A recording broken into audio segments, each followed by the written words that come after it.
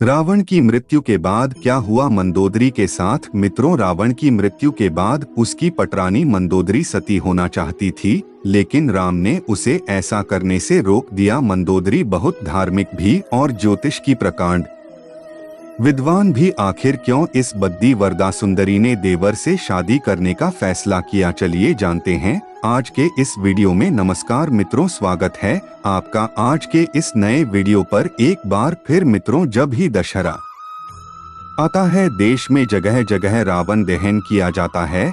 युद्ध में रावण की मृत्यु के साथ ही जब राम की जीत होती है, तो उस दिन ही हिंदू धर्म में जीत की खुशी दशहरा त्योहार के जरिए जाहिर मनाया जाता है। रावण के परिवार में दो लोग सीता के अपहरण और युद्ध के खिलाफ थे। वो थे भाई विभीषण। पटरानी मंदोदरी दोनों बिल्कुल युद्ध नहीं चाहते थे और लगातार रावण को सीता को सम्मान पूर्वक राम को लौटा देने के पक्ष में थे, लेकिन ऐसा नहीं हुआ। लड़ाई हुई, उसने रावण मारा गया। इसके बाद राम ने लंका का राजापात रावण के छोटे भाई विभीषण को सौंप दिया।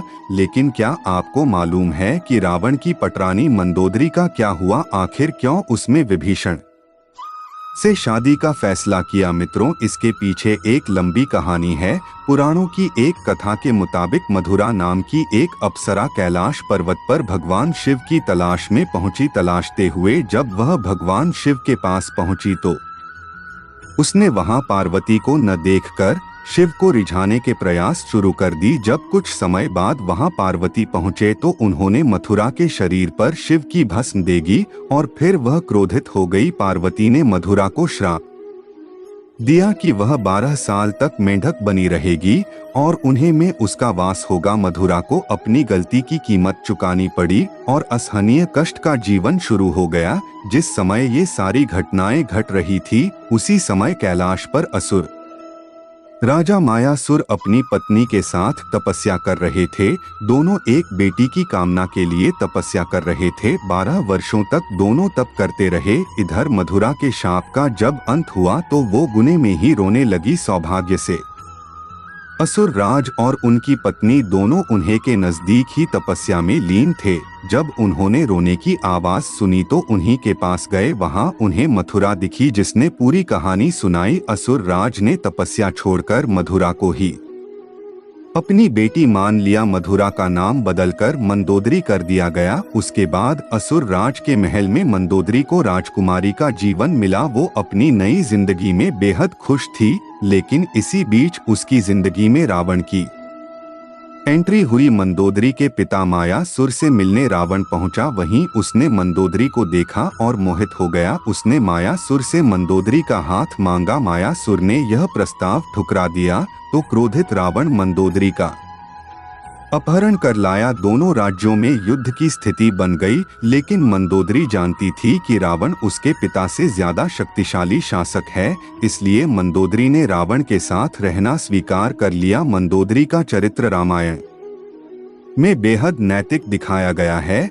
जब रावण ने सीता का अपहरण किया था, तब मंदोदरी ने इसका विरोध किया। मंदोदरी बार बार रावण को यह समझाने का प्रयास करती रही कि दूसरे की पत्नी का अपहरण करना अपराध है, लेकिन रावण नहीं माना। आखिरकार राम के साथ युद्ध में रावण की बुरी पराजय हुई और वह मारा गया और मंदोदरी विधवा हो गई। रावण की मौत के बाद भगवान राम ने मंदोदरी को विभीषण से शादी का प्रस्ताव दिया था। उन्होंने समझाया कि विभीषण के साथ मंदोदरी की जिंदगी बेहतर रहेगी, लेकिन मंदोदरी ने इस प्रस्ताव को अस्वीकार कर दिया। कहा जाता है कि इसके बाद एक बार भगवान राम सीता और हनुमान के साथ मंदोदरी को फिर से समझाने गए। तब ज्योतिष की प्रकांड विद्वान मंदोदरी को महसूस हुआ कि धार्मिक और नैतिक तौर पर सही देवर विभीषण से विवाह करना गलत नहीं होगा। यह महसूस होने पर उसने इस प्रस्ताव को स्वीकार किया। विभीषण से उसकी शादी हुई। हालांकि रावण की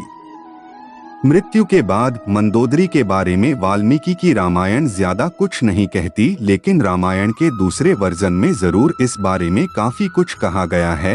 रावण के मरने के बाद जब मंदोदरी विधवा हो जाती है, तब भगवान राम विभीषण को सलाह देते हैं कि उसे अपनी भाभी से विवाह कर लेना चाहिए। यह परंपरा उन दिनों माननीय थी, लेकिन विभीषण के पहले से कई रानियां थीं और वह इसके लिए तैयार नहीं थे। यह भी कहा जाता है कि अगर विभीषण यह शादी कर लेते तो उन्हें भाई की जगह लंका पर शासन का नैतिक अधिकार भी हासिल हो जाता। हालांकि यह भी कहा जाता है कि यह विवाह शारीरिक तौर पर पति पत्नी के तौर पर एक दूसरे के साथ यौन संबंधों की बजाय विशुद्ध राजकाज से जुड़ा था, क्योंकि मंदोदरी भी चाहती थी उसके पति के निधन के बाद लंका में स्थायित्व और समृद्धि रहे। वह राम से शत्रुता की बजाय मित्रता चाहती थी। रावण की मृत्यु के लिए उसने राम को कभी जिम्मेदार नहीं ठहराया। एक वजह ये भी बताई जाती है कि रावण के निधन के बाद मंदोदरी भी उसकी चिता के साथ सती होने जा रही थी,